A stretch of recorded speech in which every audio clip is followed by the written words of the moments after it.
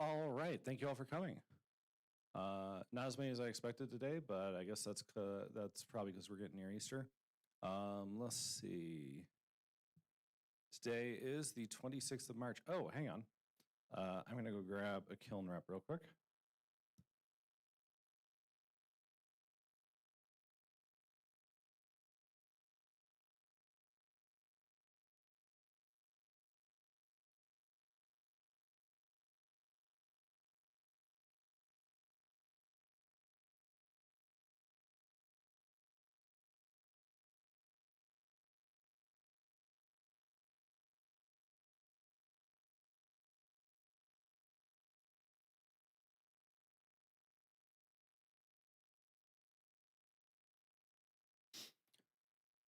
All right, welcome to Game Dev Club. I'm going to hand the mic over to Tessa real quick, and then we'll get started. Okay. Hi, guys. My name's Tessa. I work here at Kiln, which is the facility that you are sitting in, and we're so excited to have you. If you guys have any questions, feel free to come up to me. We are a co-working space, and we basically are here for you to make you comfortable and to make your business successful. So if you have any questions, come find me. I'll be at the front desk, and we have little day passes that we can hand out too. So free little day pass if you're interested.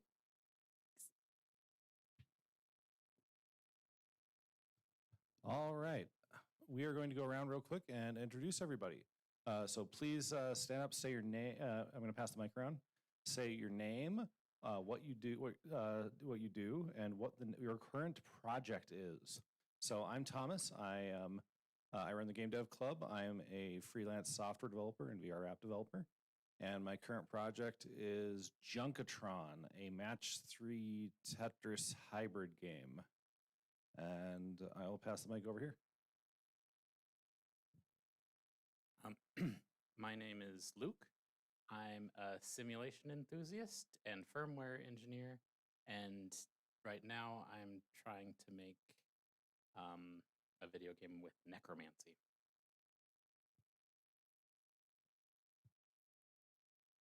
Yeah, my name is Derek. Work in cybersecurity.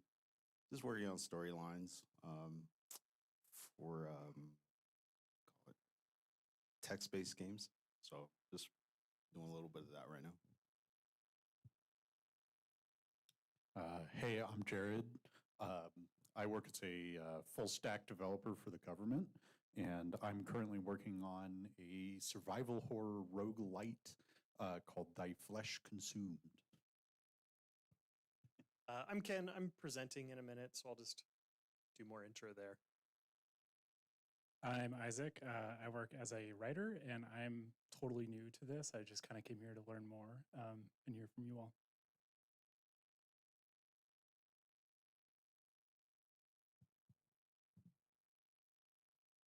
I'm Madeline. I'm married to Thomas, so I'm doing artwork for free for his game.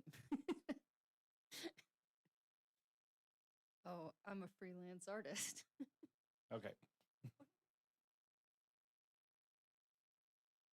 All right, thank you all for coming. I'm going to turn the time over to Ken now. Oh, one more thing. Thank you all for donating club's dues. We've been in the black for the last 2 months. Thank you very much for that. Recommended dues are $3 per person per meeting to help pay for pizza. It's entirely voluntary. Come let me know if you need to. If you go look on the server, there's my Venmo account pinned at the top of the finances channel. And let me know if you have any questions about that. Thank you.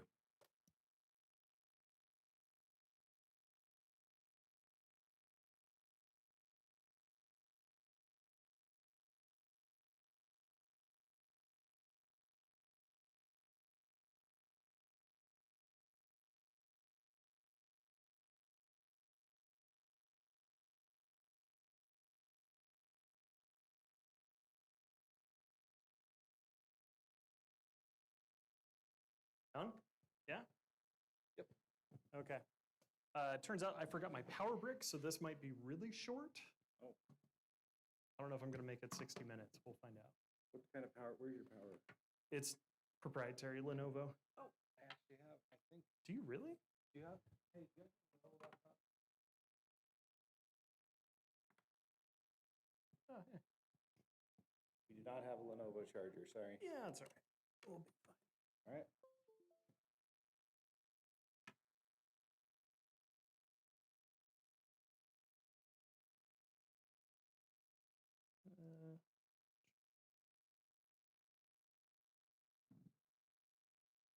There we go. Okay. Tonight I'm going to do Intro to Niagara. I'm Ken Bruick. A little bit about me. I've been tinkering with Unreal for about a decade now, professionally for about 8 years. My very first project was something called Foos. It was like a mixture of physical foosball with an arcade game. It was pretty cool. I was awarded an Epic Mega Grant for it, which only covered licensing fees at the time, so it wasn't a very useful Mega Grant. By day, I run a company called Modus VR. It's another Unreal-based tool. It's geared towards audio-video companies to help them communicate their vision so they can quickly throw together a project, design a space, and articulate their vision by putting in AV equipment, helping people see what it is. My side project is Dirty Dirty Pirates, just released on Steam last month, and it's a lot of fun. It's really good. Guess we could do a post-mortem on that sometime. All right, but Niagara, what is Niagara? So Epic describes it as the visual effects system in Unreal. At the end of the day, it's a particle system, but it is a really cool particle system. Just by show of hands, who in here uses Unreal or has used Unreal? One. Awesome. Okay. So Niagara is crazy complicated. It exposes everything to you. It supports these massive complex workflows, which is both good and bad. It can be really overwhelming to get started.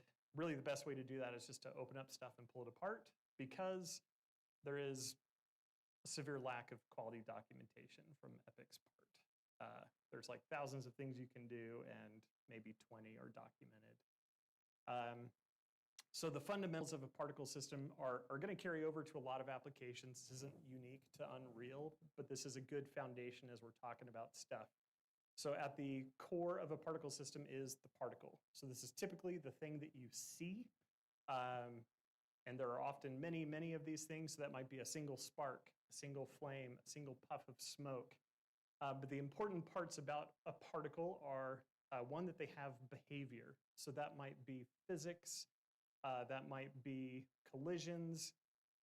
It can also be custom behavior. You could have a particle have a mood, and as it gets angrier, it turns more red and vibrates more. They also have a renderer. So again, since this is something that's visualized, that might be a sprite, which is just a simple 2D image that's typically always facing the camera. It could be a 3D model. It could be a ribbon. It could be a light. There's a lot of different things it could be. And then particles have a lifespan. Typically, they die eventually. Sometimes it's really quick. Sometimes it's longer. We'll get back to that in a minute. And then the most important part as far as Niagara is concerned is particles can store data and do math. And so that's where a lot of the power comes from. Now, the next level here is emitters. So an emitter, its job is to spawn particles. That's all they do. So you might have a sparks emitter, and it's going to shoot out lots of sparks. You might have a smoke plume emitter that's constantly shooting out lots of those smoke particles. Emitters can be looped, or they can fire once. So think about a firework, right? That would just pop and burst once, compared to a hose, where it might be a constant flow of particles. Emitters, it's also their job to determine the initial state and location of particles. You might say, okay, well, we want to start off this particle's journey in life over here, and this other particle may be over here. Finally, you have a system, which is a collection of emitters. So a system is typically the thing that you're working with at runtime. So if you're building a campsite, you would probably have a campfire system. And this campfire system would have a flames emitter shooting out flame particles. It would have a sparks emitter shooting out spark particles. And it would have a smoke emitter shooting out smoke particles. And so that also, just like emitters and particles, can store data and do math on them. And so you basically just have any point in the system, you can start adding your own logic to do lots of cool things. Yeah, go ahead.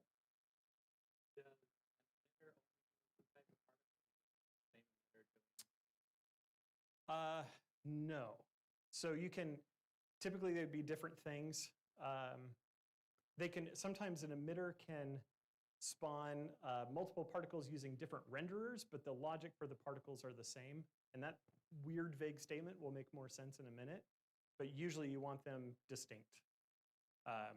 And yes, yeah, so it's not even possible. But a lot of that is so that you can reuse emitters. So let's say you've got a really great spark particle that looks awesome, and then you've got a really good behavior for emitting them. You could then reuse that emitter in multiple systems. So you could say, all right, well, I've got my tiny fireplace here, maybe even a match as another emitter, and you might have a big explosion as a third emitter. And all of those emitters can be driven by data. So you could have like a variable that drives the intensity and quantity of sparks. So you can reuse that emitter in tons of different places, which is part of what makes Niagara so powerful and large team friendly. It's also what makes it kind of complicated and overwhelming, which is like the duality of everything in Niagara. So for tonight, I thought it would be fun, laptop battery permitting, for us to recreate a really old effect from, I think it's Quake 2, the railgun. There's just some things I loved about this. And so Niagara can do some really advanced stuff, way beyond like sparks and things, but I thought this would be a really good starting point because it exposes us to a lot of different aspects of Niagara. But when I first saw this as a kid, I was just like enchanted by that little spiral effect when it shoots. I just thought that was the coolest thing. And it's actually not that hard to build, so I thought we would do that tonight. And when I close my laptop, it looks like, oh mercy. We're not used to that resolution over here. Okay. All right, so I'll pull up this project and now we're doing good on battery. This project, I've got a couple other particle systems that I've built for different projects and stuff that I'll show really quick, and then we'll just kind of jump right into rebuilding that cool railgun effect. What I'm not going to do tonight is I'm not going to focus on making sure this is performant. I don't care about performance right now. That's something we dial in later. I'm also not going to spend time going into anything outside of Niagara. We'll spend just 1 minute on it, but I really want the bulk of it to be on Niagara. Mostly because once I started tinkering with Niagara, I found there was such a drought of good, useful information on how to get started that I really wanted to hit those points hard. Okay, so let's close that too, get us just a little bit more battery life.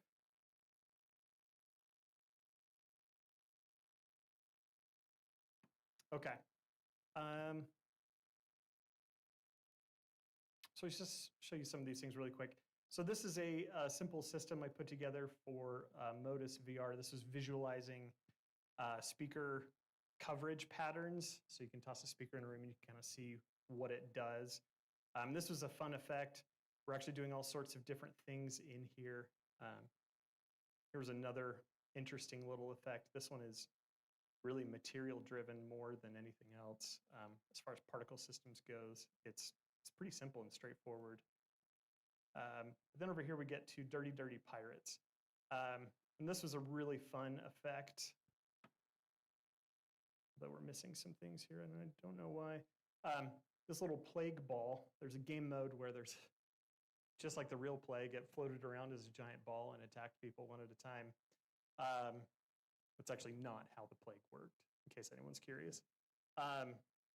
And so this was this is a single system made of a ton of emitters. So in this case, we have the rats that are shooting off, we have the goop that's shooting off, we have these little balls of pus that are kind of bubbling around, we have the orb in the middle that's kind of doing its thing. That all comes together as one emitter, or one system. So when it's time to spawn it, I just bring in this one asset. Even the goop splashes on the ground are all part of that same system. And then those are all reusable pieces. Let's see here. Let me try resetting this guy. Those pieces are all reusable.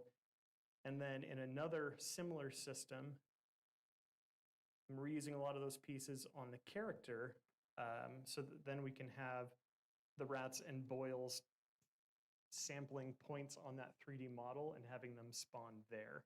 So it was a really handy way. I spent a lot of time investing in the effect, the rat animation, and everything. And then it continued to pay dividends for when a character was infected. So super gross and wonderful. Okay, so I'll do a quick preview of what the effect is going to be like that we're hoping to build tonight. So you pick up the gun and you shoot the railgun. So this one is doing a little bit more than the one we saw in Quake.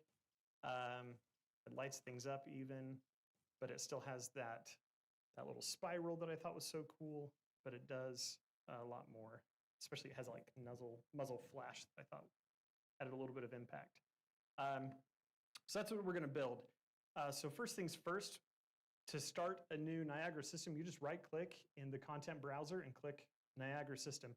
And this is your first exposure to where Niagara makes everything complicated.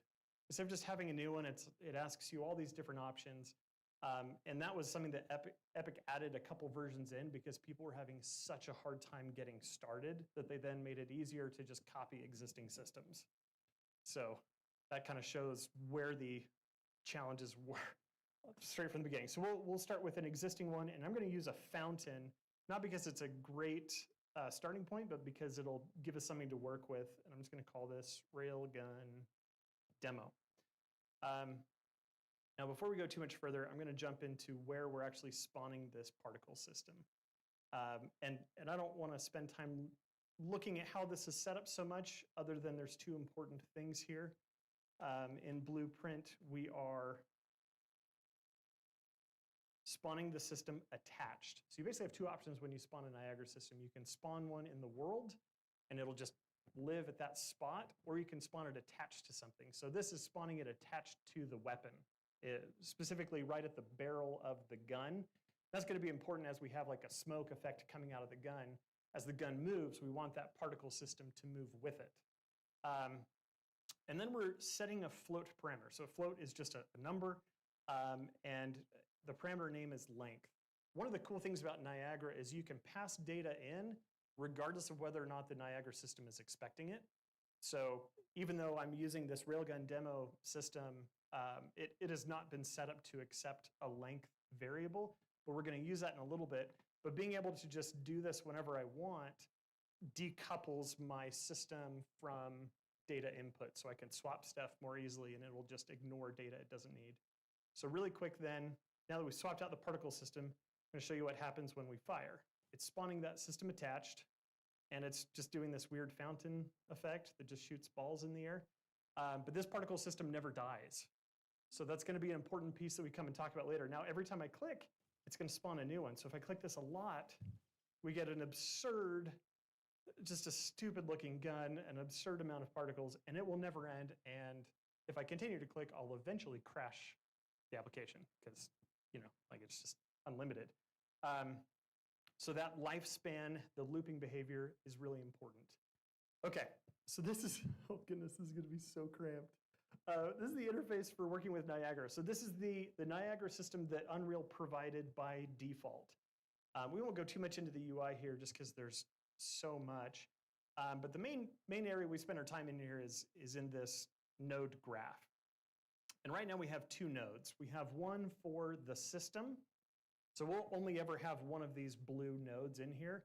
And then this orange one is for the emitter. And so by the end, we'll have several, if things go well, we'll have several Niagara emitters inside this system. And they all kind of just do their own thing under the umbrella of the system.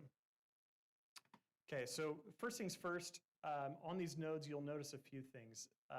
We have these groups here. So in fact, on the emitter, it shows it better. Emitter update, particle spawn, particle update. And then inside each group are modules. Modules are where all the logic happens. Groups are just a way of organizing them. So nothing actually happens on a group. So in the system here, the most important one we care about is system state and this inactive response and loop behavior. So the entire system will loop. All right, so if we have emitters that only fire once, if the whole system is looping, it's going to fire every emitter on that cycle. But since we're doing a single shot poof, we want the railgun to shoot out, and then die, we're going to set this to once. Loop duration doesn't matter too much, but inactive response does matter. So there's two options here.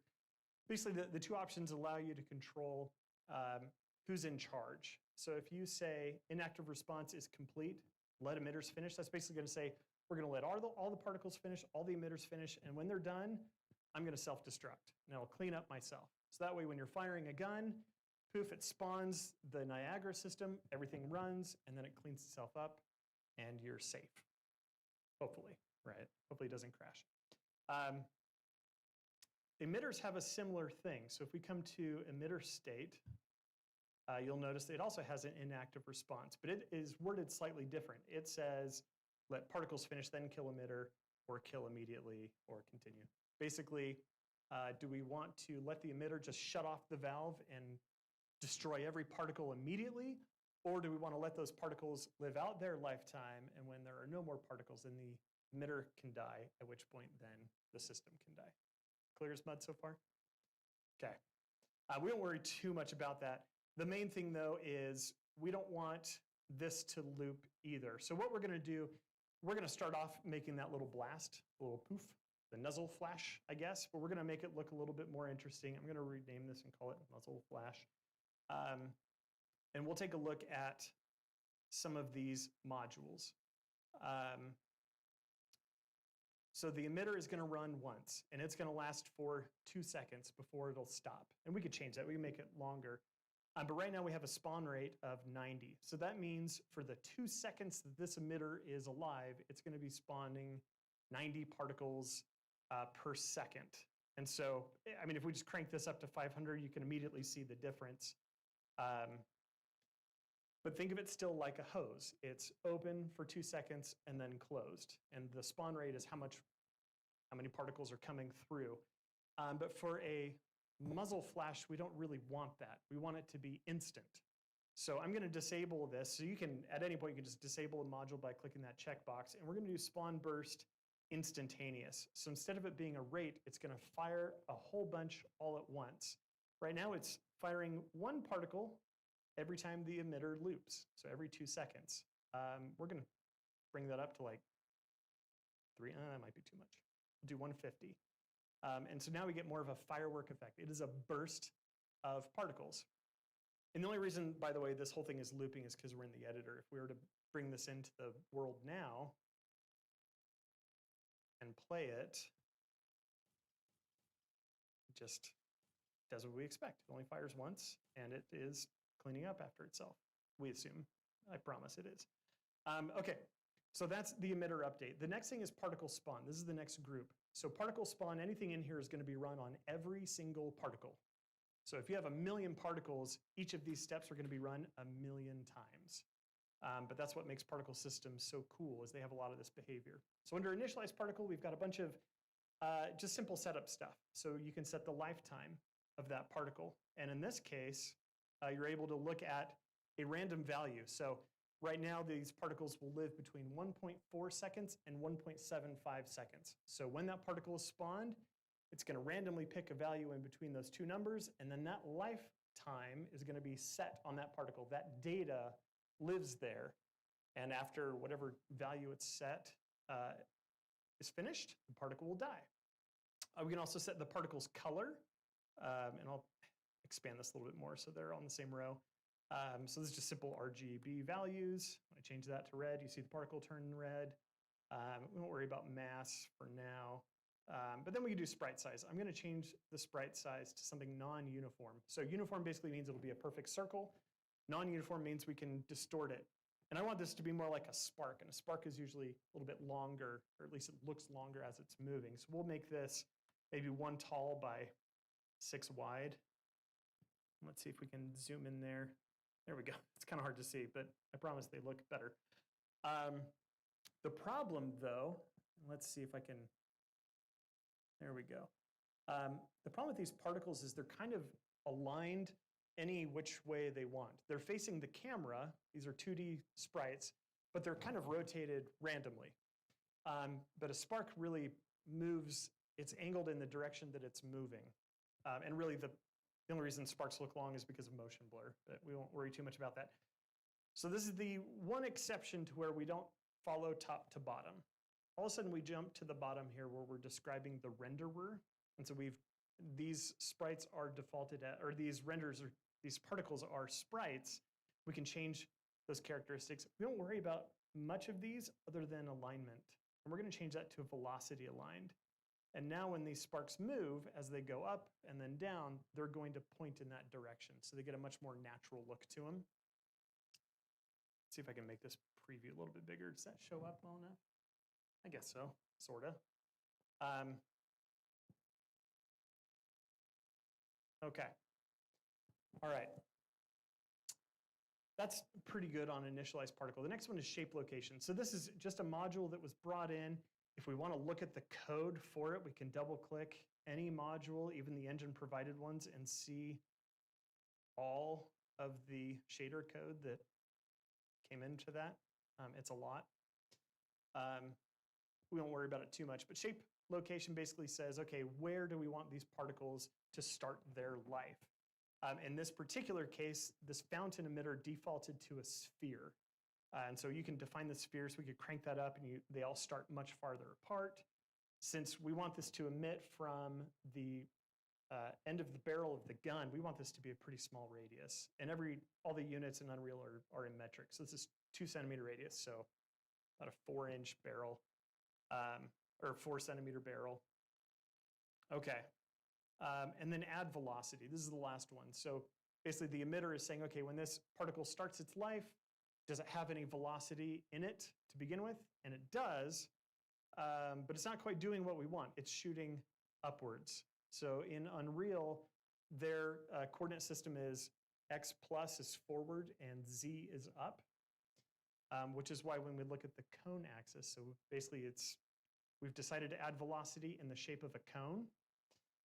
It's picking a random value, which I want to dial down a little bit here. And then it's saying, okay, well, which direction are we adding velocity? So right now it's adding velocity straight up, but we want it to be forward. So we're going to change that to x is 1, 0 is, or z is 0. So now it's going to shoot forward, but they immediately fall. I don't want them to fall. I want this to be like a cool electric looking thing. So then that brings us to the last group, which is particle update. And this is code that's going to run on every single frame. So every time the engine draws a new frame, updates the screen, it's going to run this code on every single particle. And so the easiest way to solve this is to disable gravity force, and we'll keep drag. So drag is basically just resistance against velocity. So air, something moving through air is going to hit drag, and it's going to slow down unless it's self-propelled. These just have, if we wanted, we could have velocity be added at the particle state, and it would continually thrust it forward like an airplane, but we're only adding velocity at the beginning of the particle's life. So it gets that initial push, and then every frame after that, it's hitting drag and it's slowing down. So we'll keep drag up there. And that looks okay. So as we play this, they just kind of shoot out. So it almost looks like a flat cannon type of weapon. But that's not what we want. We want it to look more interesting. So to do that, we're going to add another force. We're going to add curl noise force. So curl noise is just kind of like it's a vector field. So basically think of it like a Perlin noise type of a thing, whereas it's an invisible force that's going to cause particles to move almost in random directions, but it's not per particle, it's in groups of particles. So you'll see collection of particles move along this. We have frequency over here. The higher the frequency, the more times those particles are going to change direction. And the greater the strength, the more influence that vector field is going to have. So if we start cranking this up and then cranking up the frequency here, we'll start to see the particles do kind of like a fun little dance. So watch what happens now when we play. I don't know if you can see that they kind of squirrel around. It was just that one little curl noise. We're going to use that a lot. I love curl noise. One other thing here, though. So at the very beginning, when we initialize color, we're going to use the same color in multiple places. And so this is a good time to introduce user parameters. So user parameters are just variables. You can define floats, colors, whatever you want to reuse throughout the system or even be driven at runtime. So earlier on, we had a length variable, and I'm just going to add this now. We'll come back to that later. And I'm also going to add a color variable.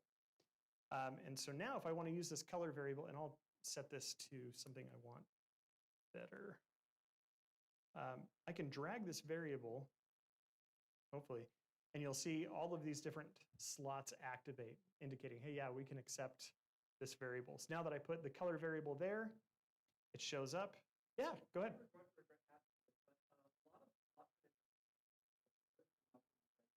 Yes. Yes. So, oh boy. Yeah, so, and this is actually one of the areas where Niagara is pretty phenomenal, but also it can start to hurt you. So let's say for lifetime max, we wanted something a little bit more involved than just a static number. We can click this little arrow here, and all of a sudden we can start doing quite a bit of math in there. So we could do a simple multiply float. So the maximum now could be driven by our length variable, and maybe length is going to vary. But you can keep stacking these. You could, like, it gets unreadable really quick. Like this much right now, if you were to come back tomorrow and look at it, and I'd be like, I have no idea what this does. It's almost as bad as regular expression.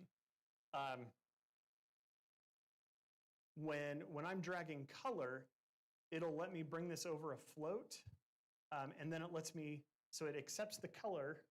It basically auto-created a make float from linear color. So it says, okay, I'll accept a color, and then you tell me which of the 4 channels do you want to sample.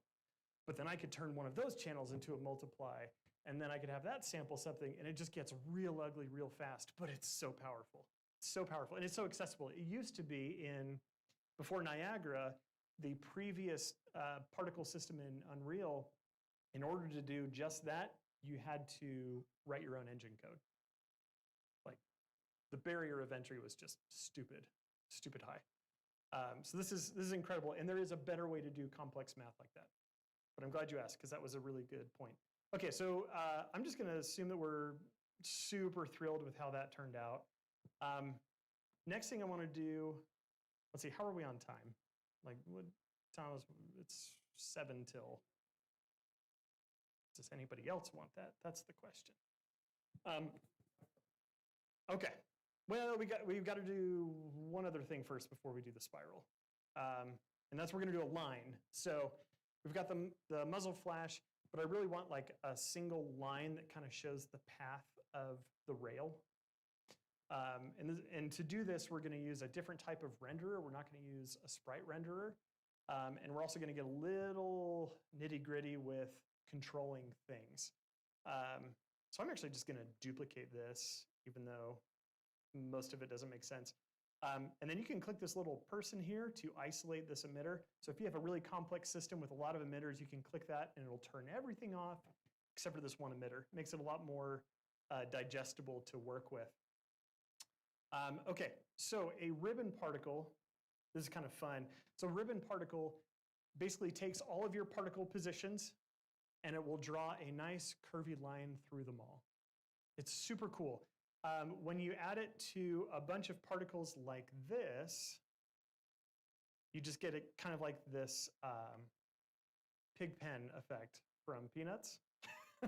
Like, it's just these random things. The cool thing, though, is Unreal gives you a lot of options for controlling which particles connect together and stuff. And it's like, when you're dealing with hundreds or thousands or millions of particles, it becomes quite the challenge to deal with. But like, that's super cool just in itself. Like, I just made a line cloud. All we need for that line is 2 particles. So we're going to keep a lot of this in here. We're going to keep our spawn burst instantaneous, but instead of it being 150, it's going to be 2. It's a really dramatic one. We don't want any velocity. We don't want any noise. We don't want any drag.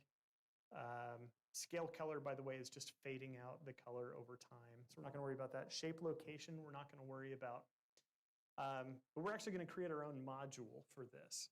And so if you think about what a module does, it does three things. It can read data, it can manipulate data, and it can save data.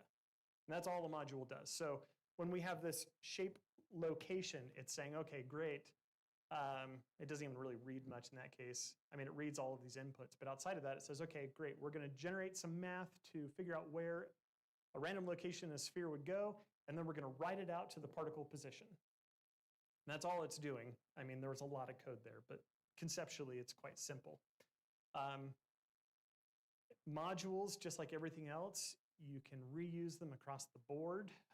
We're not going to worry about that. So we're going to do what's called a scratch module, new scratch module. That basically says, let's create our own module, but we're going to do it within the context of this system. We're not going to have this be reusable by anything else, but any emitter in the system can use this module.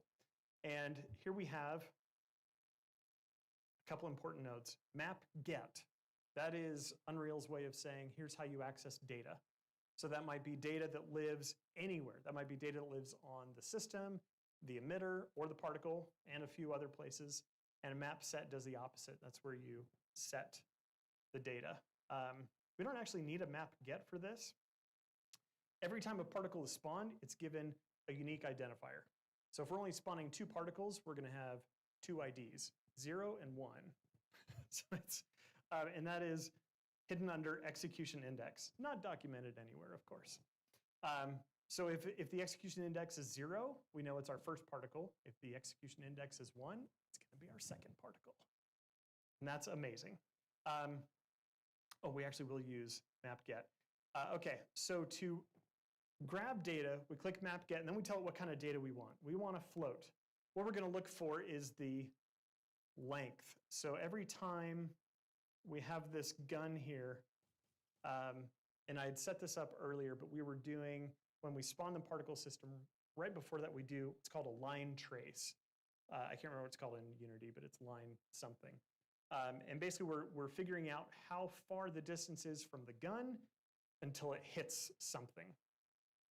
And then we're passing that length into the system, and we're setting it as this variable length, which will be important here now. All right, so on this module, we're having an input length. So this is on the module, it's going to expose that as a value that we can put in, and later we're going to send our length variable to it. Now, if we just multiply these two, length times execution index, the first particle is 0, so it will have no length. It'll be right at the end of the barrel of the gun, and then the second particle will be all the way at the very end of whatever it hit. So it's super simple. That gives us our length, but now we need to turn this into a 3D coordinate. So we're going to make a vector. Again, x is the forward direction in Unreal Engine. So first particle is going to be right here. Next one's going to be at x equals 500 or whatever. We need to do one thing that, for the sake of time, I'm not going to explain too much. But we're going to, whoops, not location. It's position. We're going to now set particles position. So I could, if I wanted, I could set any kind of data I want. It could be mood, right? It could be made up, but there are lots of variables that already exist. One of those is particle position. I'm going to toss in this. There's a little conversion here between a true vector and position in Unreal Engine. It has to do with large world coordinates. We won't worry about it now. This will not work. So there's one other thing we need to do. And that is we need to transform. So right now, everything we're doing is in local space relative to the particle system. Or when we're saying x equals 500, that's only in the system. Like, so it'll look good here, but once we get on the real world and we turn, it's going to shoot that way because it's always going to be x forward. So we need to just convert that from world to, or from local to simulation, and that'll do the trick for us. Okay, so now when we apply this, we don't see anything, which is exactly what we were hoping for. Let's see here. Let's make this a lot bigger. Okay, we've got one. We're missing our second. That's unfortunate. All right, it just means I missed something. We're spawning 2 particles. Oh, right. Input length is 0. So both particles are there. They're just exactly on top of each other. So I'm going to bring in our length variable. And now, hey, yay. That worked. And so in this case, this is where we're using 2 different renderers in the same emitter. We're using a sprite renderer, which gives us the balls. And then we're using a ribbon renderer, which gives us the line in between them. So we can have the same particles visualized in different ways, but it still is the same behavior. I can't have the start of the ribbon particle be over here and the first particle be over here, first circular particle, because it's the same particle. They're just being visualized 2 different ways. So I'm going to turn off sprite renderer, and now we get our sweet, sweet line. I don't want this to be using our color. I just want this to be white. And so then if we unsolo this and play, we'll get progress. Okay. All right. Then we'll do the spiral, and then we'll read the room and see if we want to be done. I'm also going to reduce number of particles on that initial blast. Okay. To draw a spiral, we're going to take the same concept and go a little bit further with it. So instead of just having 0 and 1 particles at the very end, we're actually going to spawn a particle every single step of the way. We'll do every single centimeter just because that'll be the simplest math. And I should be renaming these. That would be a mature thing to do here. Okay, so since we're going to spawn 1 particle for every centimeter, then we can take our emitter state, or our spawn burst instantaneous, and just drag length into spawn count. And it's going to convert an int, or convert a float into an int, but now it's going to spawn 500 particles. Our logic is going to be all wrong, though, because right now we're saying take the length and multiply it by the particle index. So that means at 500, we're going to have particles way out there. We don't want that. That's not what we want at all. So I'm going to delete that module, and we're going to create a new Scratch module. This is where stuff gets kind of cool. All right, so execution index, again, 0 through now 500 for doing that length. So I have another input here, input length. Okay, so we're gonna, see, I might steal some of this code from the previous one because it's great.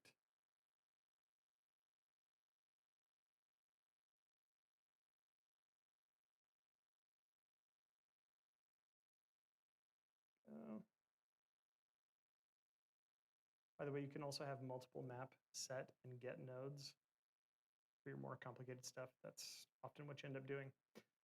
Okay, so this time we're not going to multiply execution index by anything. That's just going to be our X location. But for our, oh, we don't need input length, but we do need radius. Some quick trig will tell us to draw a circle, we need sine and cosine. And the great part about this is it doesn't even matter which we do for X or Y because we're just doing a circle. So we can get it wrong and it doesn't even matter. Okay. Now, if we, oh, and then we have our radius. So if you take sine of degrees, cosine of degrees, that's going to give you an XY coordinate on a radius 1 circle. So we want to make that bigger, and we'll multiply the radius times sine and multiply the radius times cosine. Now, what we're also doing here is I'm using the execution index as the degrees input. So that means we're not going to do a full circle until we've moved 360 centimeters, which is going to make for a really drawn out spiral. We want it to be tighter than that. So I'm going to add another variable here called tightness. And so to increase the rate at which our degrees change, we're going to multiply execution index by tightness and then feed that into sine and cosine. All right, so then we add those to the X and Y, or Y and Z coordinates. We've got all of the Transform stuff already locked in. Now if we come back here, we just need to I'll add a couple variables. Radius, and we'll make that 10.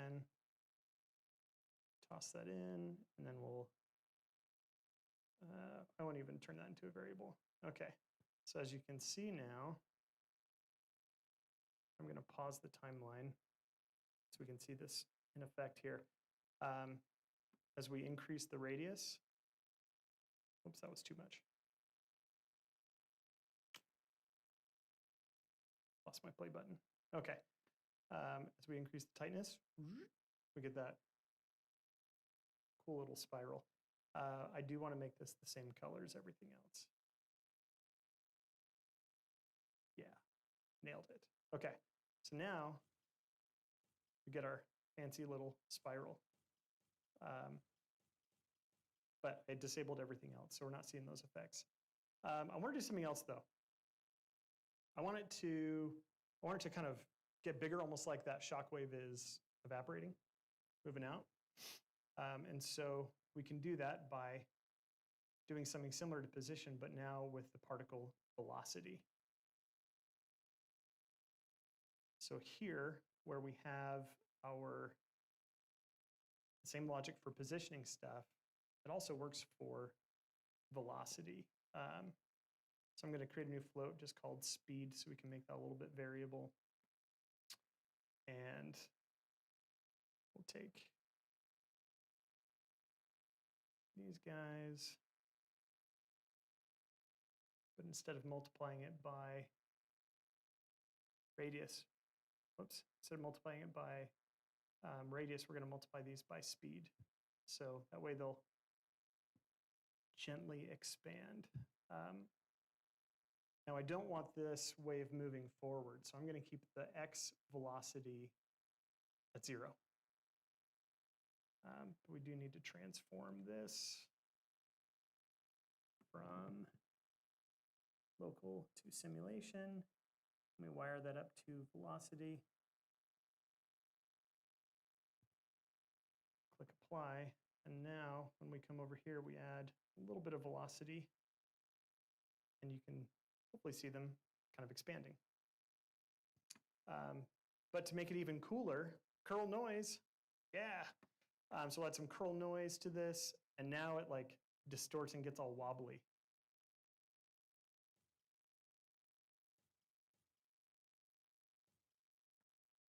Pretty cool. Can you guys see that okay? Yeah.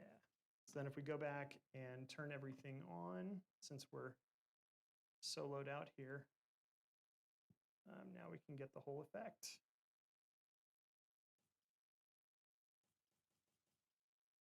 Pretty cool.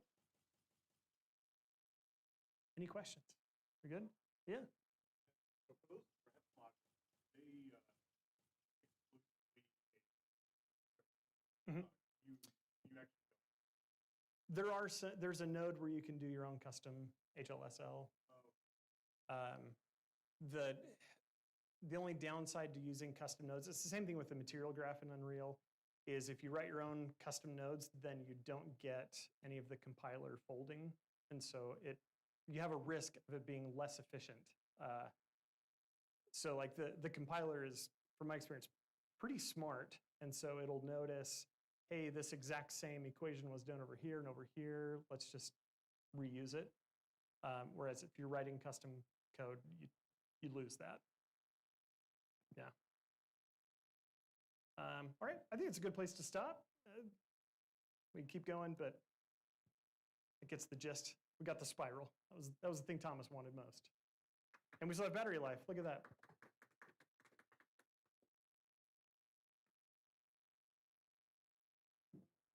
Sure. Yeah.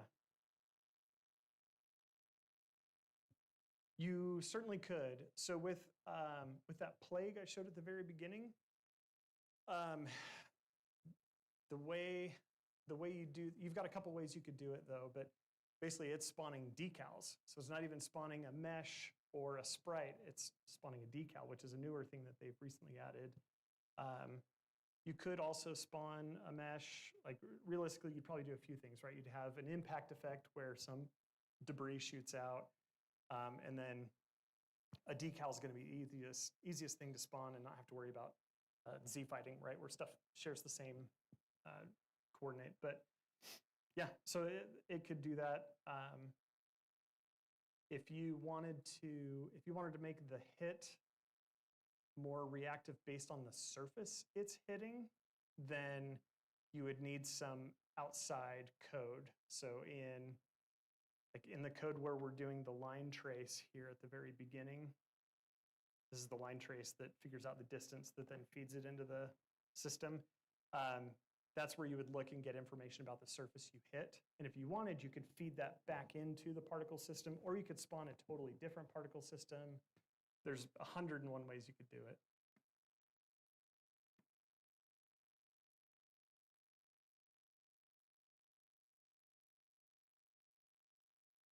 Yeah, yeah, yeah. And the cool thing about like a magnetic one is you could apply a attractive force in the Niagara system. And so you could supply that force with just a random world coordinate, and then all the particles within a certain radius will gravitate towards that. So you could have the initial blast that pushes the shell pieces out, and then if they're not pushed out far enough, they slowly come back and like reassemble. Like you could do all sorts of cool stuff. But that's where I think Niagara is most exciting. Just the crazy things you can do. So the engine has buffers, like buffers for color, buffers for metallic, and all those things. You can sample those in Niagara. So you could sample the wall color and texture, and then have debris come off that is the right property. So it actually looks like chunks of wood, chunks of metal, and you don't even have to have a surface-specific system at all. It's just like, hey, whatever was on screen right at that location, we're going to sample and copy and do stuff with. It's really cool.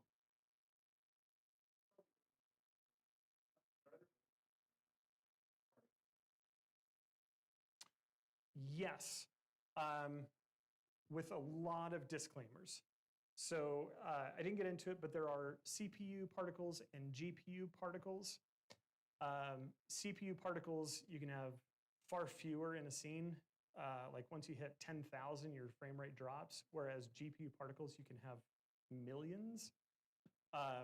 The problem with GPU particles, though, is it's really hard to get data out. So most of that type of stuff is just off the table for GPU particles. If you have CPU particles, there is a group in here. You can add another stage called event handler.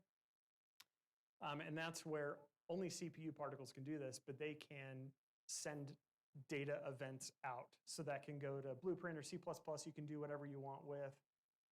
You can use that logic to then spawn other particles. So a really good example is a firework. You might have your initial particle that's the rocket shooting up, and then at its location where it chooses to self-destruct, it then fires an event that says, hey, I've died. And then other particle emitters are listening for that, and they explode. But all of those have to be CPU particles. So the dirty trick is a lot of times you'll do really fancy visual stuff with GPU particles, and then you'll have some invisible CPU particles that are driving event-based logic. So in Dirty Pirates, the playfield gets ridiculously bloody. Sometimes the entire field is bloody. And that is CPU particles communicating to Blueprint, which is then spawning blood decals with a lot of management logic to make sure there aren't too many in one area. Any other questions? Wonderful. Okay. Well, thanks, everybody. Thanks for coming.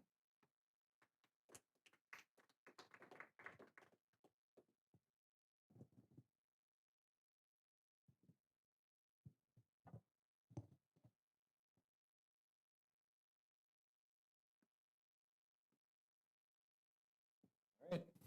Thank you, Ken. Just so you guys know, we are short on presenters for the next couple months. If you have a topic you would like to give a presentation on, we would love to talk to you. Please come up and see me after.